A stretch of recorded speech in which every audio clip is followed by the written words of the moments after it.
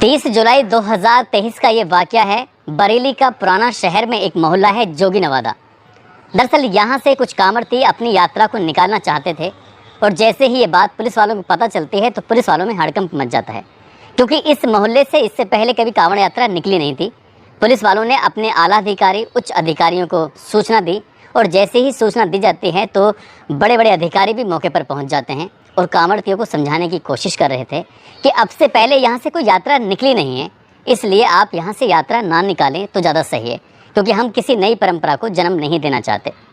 जब पुलिस वाले समझा रहे थे तो कांवड़ती कह रहे थे कि यात्रा तो यहीं से निकलेगी और हर हाल में निकलेगी। जब कांवड़ती लगातार जिद पर अड़ गए थे तब एसएसपी प्रभाकर चौधरी को लगता है कि स्थिति ज़्यादा ख़राब ना हो, इसलिए कुछ ना कुछ सोचते हैं, क्योंकि जहाँ जहाँ से ये यात्रा निकलनी थी अब आगे वो मुस्लिम बाहुल्य क्षेत्र था। यदि ये लोग निकलते तो टकराव की स्थिति पैदा हो सकती थी। इसलिए एसएसपी ने अपने कुछ अधिकारियों को उस इलाके में भेजा और वहाँ भेजने के बाद उनसे कहा कि यहाँ से कांवड़ यात्रा निकलेगी, हम आपका सहयोग चाहते हैं। तो मुस्लिम पक्ष ने कहा ठीक है, हमें कोई एतराज़ नहीं है, आप चाहें तो यहाँ से यात्रा निकाल लीजिए, कोई दिक्कत नहीं है, कोई परेशानी नहीं है। 4 घंटे कांवड़ यात्रियों को समझाया गया लेकिन बात नहीं बनी। लेकिन जब दूसरे पक्ष से बातचीत की गई तो वो मान गए, तैयार हो गए। और इसी बीच में कांवड़ यात्रा जब निकलनी शुरू होती है तो जो उनके पास डीजे था उसका साउंड कुछ ज़्यादा तेज़ था और उन्होंने कुछ नारेबाजी जब करनी शुरू की है तो पुलिस वालों ने रोकने की कोशिश की कि ठीक है, तुम यात्रा यहाँ से निकाल रहे हो तो निकालो, लेकिन इस तरह से डीजे का जो साउंड है और कुछ ऐसे गाने हैं जिनसे ऐतराज़ हो सकता है, इन्हें मत बजाओ। लेकिन वो नहीं माने और इसी बात को लेते हुए पुलिस वालों ने उन्हें डांटने डपटने की कोशिश की, उस यात्रा को रोकने की कोशिश की। और जैसे ही पुलिस ने यात्रा को रोकने की कोशिश की तो कांवड़तियों में कुछ ऐसे भी लोग मौजूद थे जिन्होंने शराब पी हुई थी, जो उत्पाद मचाने में अव्वल हो रहे थे। तभी पुलिस वालों को गुस्सा आता है, उन्होंने प्यार से समझाया लेकिन नहीं माने। फिर पुलिस ने लाठी चार्ज कर दी और जैसे ही पुलिस लाठी चार्ज कर रही थी तो छतों पर खड़े हुए लोगों ने इसका वीडियो अपने मोबाइल में उतार लिया। कुछ ही देर बाद ये वीडियो बहुत तेज़ी के साथ वायरल होने लगता है। अब 30 जुलाई की रात की बात है, लगभग 10 बजे के आसपास उत्तर प्रदेश शासन से एक लेटर जारी होता है जिसमें कुछ आईपीएस ऑफिसर और कुछ अधिकारियों का तबादला किया गया था इधर से उधर। और एक नाम उन्हीं अधिकारियों में होता है आईपीएस प्रभाकर चौधरी का, जो कि बरेली के एसएसपी होते हैं।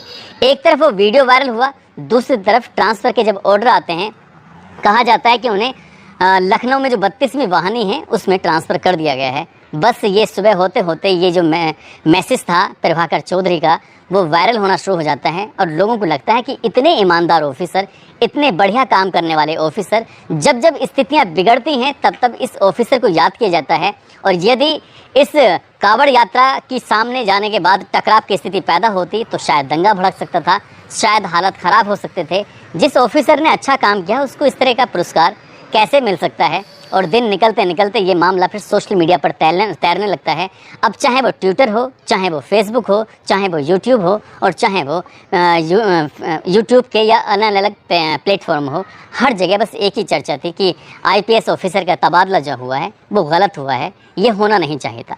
शायद आज जो हम कहानी सुनाने जा रहे हैं, इस कहानी को सुनने के बाद जो छोटे छोटे पार्ट हैं कहानियों के आईपीएस प्रभाकर चौधरी के, सुनने के बाद शायद आपको भी लगेगा कि वाकई ट्रांसफ़र नहीं होना चाहिए था। ऐसे अच्छे ऑफिसरों को प्रदेश ही नहीं बल्कि देश के हर एक ज़िलों में होना चाहिए, क्योंकि ऐसे ईमानदार ऑफिसरों की वाकई देश के हर ज़िले को और हर व्यक्ति को ज़रूरत है। आज की जो सच्ची घटना मैं आपको सुनाने जा रहा हूँ, ये सच्ची घटना है अलग अलग ज़िलों की बात कर रहा हूँ। उत्तर प्रदेश का एक ज़िला है अम्बेडकर नगर। 1 जनवरी साल 1984 की बात है। पारसनाथ के घर में एक लड़के का जन्म होता है जिसका नाम रखा जाता है प्रभाकर चौधरी। प्रभाकर चौधरी शुरू से ही पढ़ने में होशियार थे, शांत स्वभाव का व्यक्ति, शांत स्वभाव का ये लड़का जब साल 2010 आता है तो यूपीएससी क्लियर कर देता है और यूपीएससी क्लियर करते ही इसको कैडर मिलता है आईपीएस का।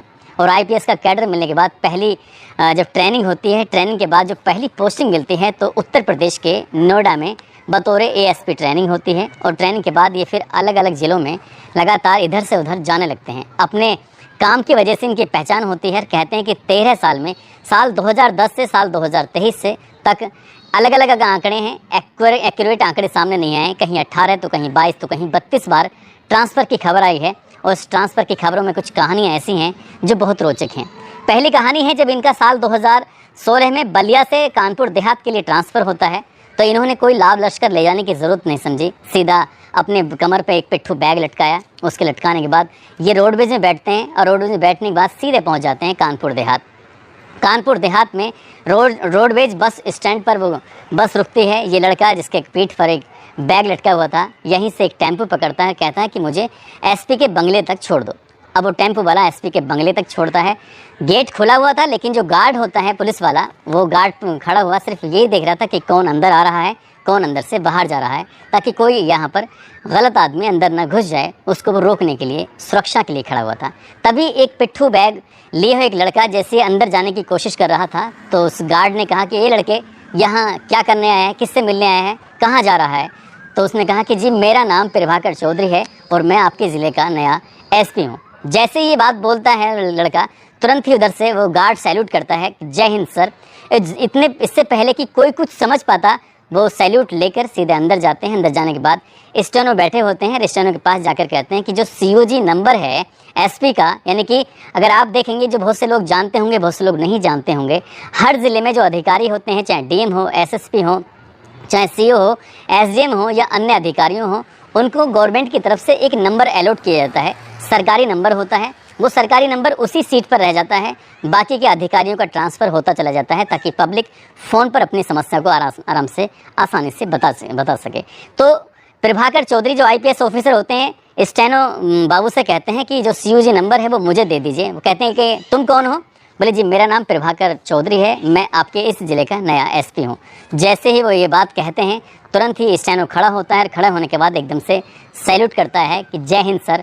अचानक से इस तरह से कोई ऑफिसर शायद कानपुर देहात में अब से पहले कभी आया नहीं था। सिंपल एक पिट्ठू बैग लटका कर एक नया सा लड़का जब आता है, तो उसके बाद फिर SP के बंगले पर हड़कंप मच जाता है। सभी आते हैं और आने के बाद फिर सैल्यूट वगैरह मारना शुरू कर देते हैं और इस बात की चर्चा फिर आम हो जाती है।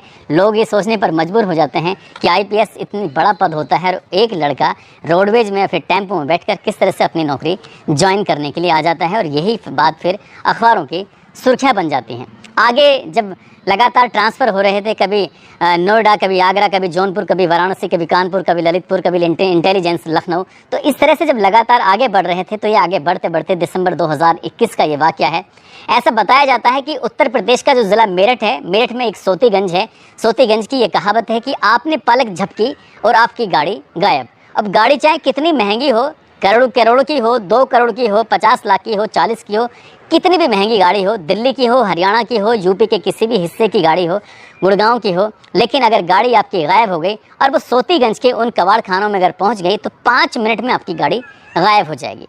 और जब गायब हो जाएगी तो जाहिर सी बात है हर आदमी डरेगा। अब मेरठ का सोतीगंज का मामला ऐसा था कि यहाँ के बड़े बड़े जो कबाड़ी थे, जैसे नाम मैं अगर लूँगा तो मेरठ के लोग अगर जब इस खबर को देखेंगे, सुनेंगे, तो कहेंगे बिल्कुल बात सच है। एक है हाजी गल्ला, जो अपना आप में बड़ा मशहूर रहा है, हाजी इकबाल, हाजी आफ्ताब, मुश्ताक, मुन्नू उर्फ मुइनुद्दीन, हाजी मोहसिन, सलमान उर्फ शेर, राहुल काला, सलाउद्दीन, ऐसे बड़े बड़े कारोबारी रहे हैं। और इन कारोबारियों ने करोड़ों रुपए, अरबों रुपए इसी तरह से कमाए।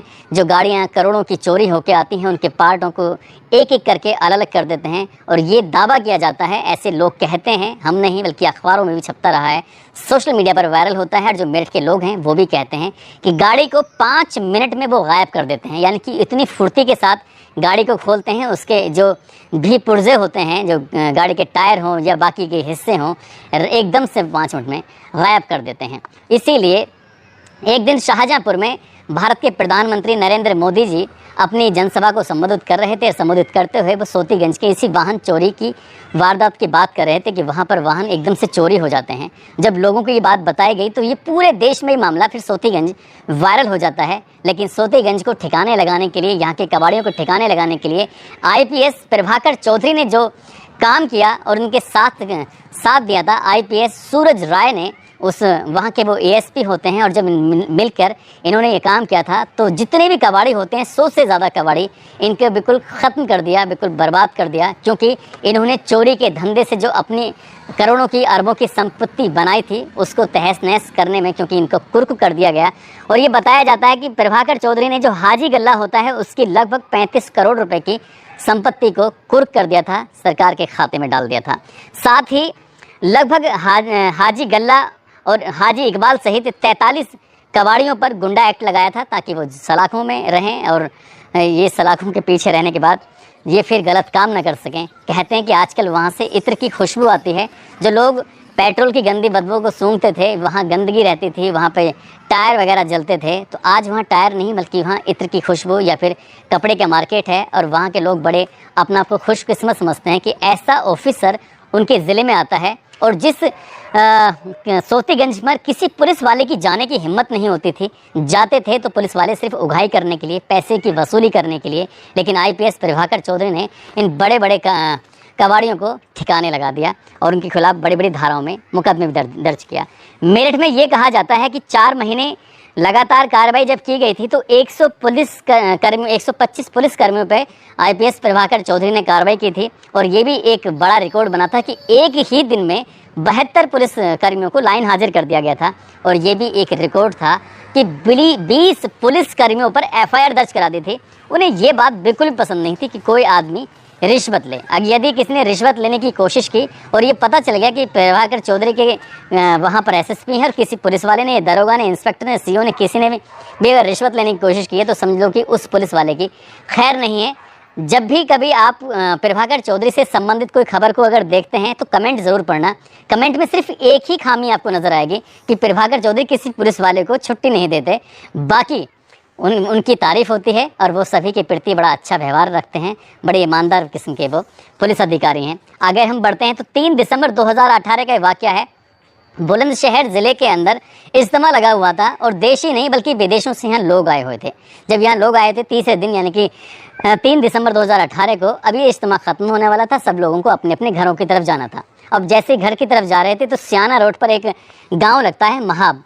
अब महाव गांव में जब लोग अपने जंगल में खेती बाड़ी करने के लिए या चारा लेने के लिए या किसी काम से गए हुए थे तो उनकी नज़र पहुंचती है कि कुछ पशुओं के अवशेष पड़े हुए थे, यानी कि गोकशी हुई थी बड़े स्तर पर। और जैसे ही ये खेत मालिक के माध्यम से अन्य लोगों को सूचना मिलती है तो लोगों को बड़ा गुस्सा आता है। लोग कहते हैं कि यार ऐसा कैसे हो सकता है कि गोकशी हो रही है, और क्योंकि गाय को यहाँ पूजनीय माना जाता है इसलिए एक धर्म से जोड़ा गया है। और जब गोकशी होती है तो हिंदू समाज को बहुत ज़्यादा गुस्सा आता है और वो गुस्सा इतना बढ़ा कि आसपास के इलाके के बड़ी संख्या में लोग इकट्ठे हुए। और जो इस महाव गांव के पास में एक चिंगराव की चौकी लगती है, वहाँ जाकर उन्होंने हंगामा शुरू कर दिया। पुलिस वाले आते हैं, झड़प हो जाती है और झड़प कुछ ऐसी होती है कि भीड़ में से ही कोई आदमी, सुबोध इंस्पेक्टर होते हैं, सुबोध कुमार को गोली मार देते हैं और उनकी हत्या कर देते हैं।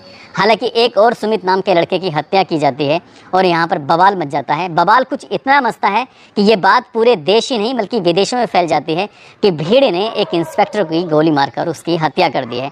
बहुत ज़्यादा मामला हाईलाइट होता है। मुख्यमंत्री योगी आदित्यनाथ होते हैं। मुख्यमंत्री योगी आदित्यनाथ ने आईपीएस प्रभाकर चौधरी से कहा कि तुम्हें जाकर बुलंदशहर में चार्ज लेना है और इसलिए देर मत करना। और देर, क्योंकि अगर बस से जाएंगे, ट्रेन से जाएंगे या हवाई जहाज से जाएंगे तो शायद देर हो जाएगी, इसलिए उन्होंने स्पेशल उनके लिए एक हेलीकॉप्टर की व्यवस्था की और कहा कि तुम हेलीकॉप्टर के माध्यम से सीधा वहाँ चले जाइए। एसएसपी का पदभार संभालते ही प्रभाकर चौधरी ने यहाँ की जो स्थिति थी इसको पूरी तरह से नियंत्रण कर दिया और जो सुबेद कांड के हत्याकांड में शामिल थे जो आरोपी, उनको भी जेल भेजा और बड़ी संख्या में जो भी इसमें आरोपी थे उनके खिलाफ भी बड़े स्तर पर कार्रवाई की गई थी।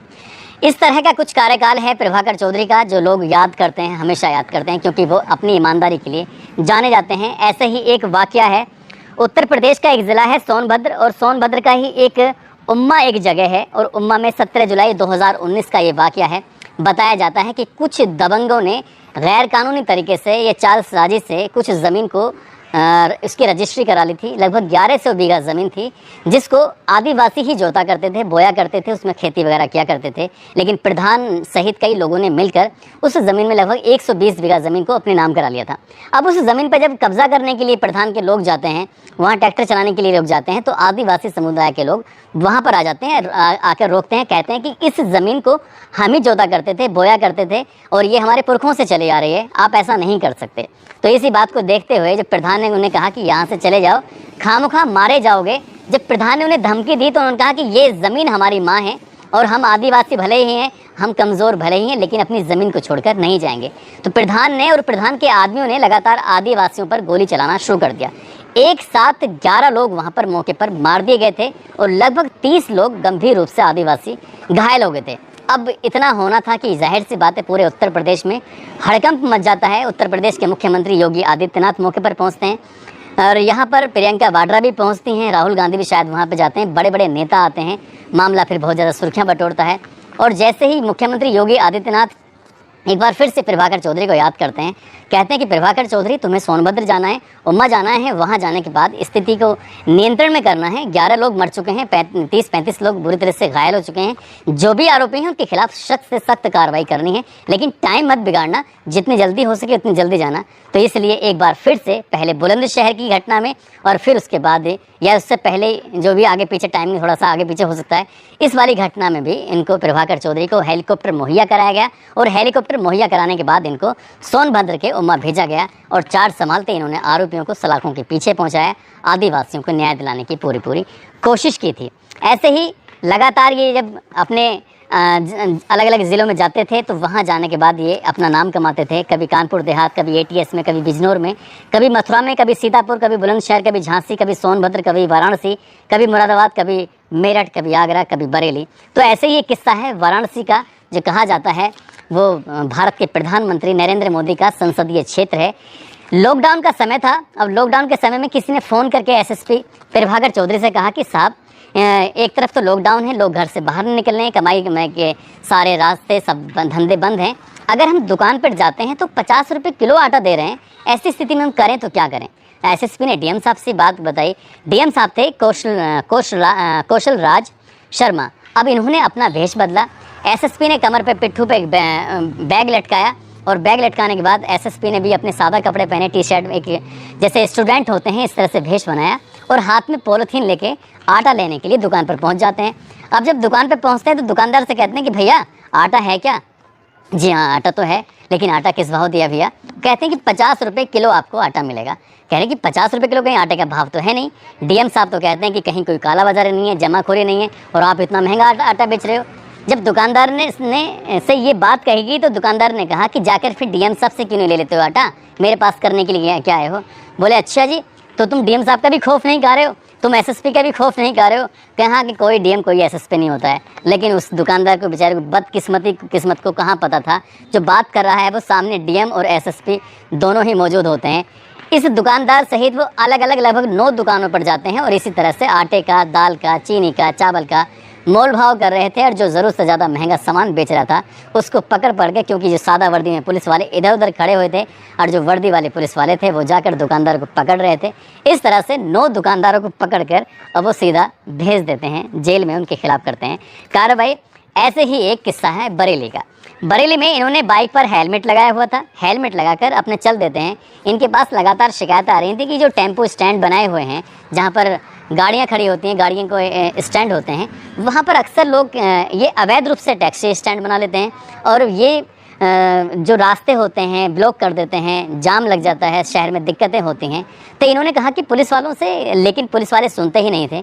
एक दिन ये खुद पहुंच जाते हैं ये देखकर कि मैं देखूं तो सही कि आखिरकार टेम्पो स्टैंड जो बने होते हैं वो अवैध रूप से कैसे चलते हैं। बाइक पे बैठे, हेलमेट लगाया और जाने के बाद 1-2 ड्राइवरों से पूछा, चालकों से पूछा जो टेम्पो चलाते थे कि भैया हमारा भी एक टेम्पो चलवा दो, हमारा भी एक टेम्पो लगवा दो। तो 1-2 लोगों ने कहा कि ठीक है, टेम्पो लग जाएगा, इसमें कौन सी परेशानी वाली बात है, तुम कौन से रूट पर चलाना चाहोगे? बोले कोई से भी रूट पर चल जाए लेकिन लगना चाहिए। अब बरेली के नवाबगंज के चौराहे का ये मामला है। टेम्पो चालकों से बात कर रहे थे अलग अलग से, तो 1-2 लोग आके बोले कि ठीक है, अगर तुम्हें अपना टेम्पो लगाना है तो महीने में 500 या 600 रुपये के आसपास पुलिस वालों को देने पड़ेंगे। अगर तुम दे दोगे तो कोई दिक्कत नहीं आएगी। वो कहते हैं कि एसएसपी प्रभाकर चौधरी कहते हैं कि सचमुच कोई दिक्कत नहीं आएगी, देख लेना 500 की जगह तुम 600 ले लो या 700 ले लो, कोई दिक्कत नहीं है, लेकिन दिक्कत नहीं आनी चाहिए। बोला कि उसमें से एक आदमी बोला कि फला एक व्यक्ति है, उस व्यक्ति की पुलिस से बहुत अच्छी सेटिंग है, इसलिए तुम्हें टेंशन लेने की, परेशान होने की ज़रूरत नहीं है। और जैसे उस व्यक्ति का नाम पूछा जाता है उसके बाद फिर पुलिस वालों का नाम पूछा जाता है, तो फिर पुलिस वालों पर कड़ी कार्रवाई की जाती है। इसी तरह के बहुत सारे किस्से हैं, कहानियां हैं जो एसएसपी या आईपीएस ऑफिसर प्रभाकर चौधरी के नाम जुड़े हुए हैं। प्रभाकर चौधरी का ट्रांसफ़र तब किया जाता है जब प्रदेश में अलग अलग ज़िलों में जो स्थिति बहुत ज़्यादा ख़राब हो जाती है, स्थिति नियंत्रण से बाहर हो जाती है, तब प्रदेश के मुख्यमंत्री योगी आदित्यनाथ को उनकी याद आती है। लेकिन जैसे ही कांवड़ियों पे लाठी भांजी गई, लाठियाँ चलाई गई, सोशल मीडिया में वीडियो वायरल होता है, तो उनके पुराने जितने भी अच्छे काम थे, जितनी भी अच्छी कहानियाँ थी, वो कहानियाँ कहीं ना कहीं इतिहास के पन्नों में दफन होकर रह जाती हैं। और जब एक ईमानदार ऑफिसर पर इस तरह की कार्रवाई होती है तो पूरे देश में सोशल मीडिया पर एकदम से हंगामा खड़ा हो जाता है कि इतने ईमानदार ऑफिसर को ऐसे कैसे तुम ट्रांसफ़र कर सकते हो। योगी जी बहुत अच्छा काम कर रहे हैं, नो डाउट, लेकिन योगी जी ने जिस तरह से आईपीएस ऑफिसर प्रभाकर चौधरी का ट्रांसफ़र कर दिया तो पूरे सोशल मीडिया में अब योगी जी के बारे में कुछ नेगेटिव फीडबैक दिया जा रहा है। उन्होंने गलत किया है। हम भी अपनी वीडियो के माध्यम से यही कहेंगे, योगी जी कहीं चूक हुई है, उसको ठीक करने की कोशिश करिए। ऐसे ईमानदार ऑफिसर बरेली ही नहीं बल्कि भारत के जितने भी ज़िले हैं, हर ज़िले में ऐसे ऑफिसर की पोस्टिंग होनी चाहिए ताकि भ्रष्टाचार बिल्कुल पूरी तरह से ख़त्म हो सके और आम आदमी को आसानी से न्याय मिल सके। दोस्तों, इस पूरे घटनाक्रम को सुनाने का उद्देश्य किसी को परेशान करना नहीं है, किसी का दिल दुखाना नहीं है, बल्कि आपको जागरूक करना है, आपको सचेत करना है। और जाते जाते आज सारा कुमारी हैं, इनका जन्मदिन है, इनको जन्मदिन की बहुत सारी शुभकामनाएं। साथ ही मैंने एक लिंक डिस्क्रिप्शन में दिया हुआ है, उस लिंक को आप ज़रूर देखिएगा। मेरठ की ये कहानी है, किस तरह से लोगों ने पुलिस वाले को समझ लिया था कि उसने एक कत्ल किया है, जबकि कत्ल उसने नहीं किया था। कत्ल किया था एक लड़की के मौसेरे सगे भाई ने, जो उसके साथ शारीरिक संबंध बनाने की कोशिश कर रहा था। पब्लिक समझ रही थी कि ये मर्डर किया है एक पुलिस वाले ने, और एसएसपी प्रभाकर चौधरी ने न केवल उस पुलिस वाले की जान बचाई बल्कि एक सही आरोपी उसको जेल भेजने में अहम भूमिका निभाई। दोस्तों, अपना ख्याल रखें, सुरक्षित रहें। जय हिंद, जय भारत।